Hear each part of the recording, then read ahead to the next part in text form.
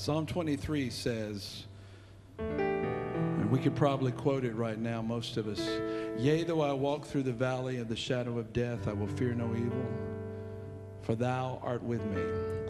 I want you to notice how it said, through. I don't know about you, but most of the time when I ask God to help me with a problem, I ask Him to take me out of the valley of the shadow. And that's not just talking about when we're afraid we're going to die. That valley of the shadow is when there are trials in our lives, when painful things come in. And a big part of being a Christian is not only celebrating the power of His resurrection, but being willing to share in the fellowship of His sufferings. See, that's the part that I don't like very much, because I don't want to suffer.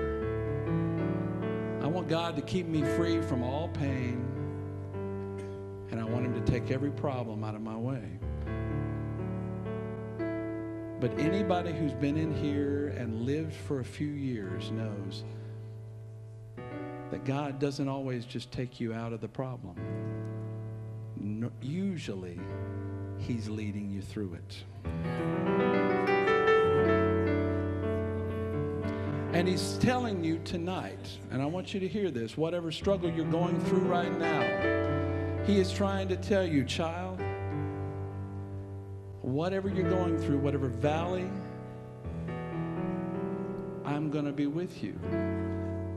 And He's not making you walk through it by yourself. You see, He's like your daddy, and He's saying, son, take hold of my hand.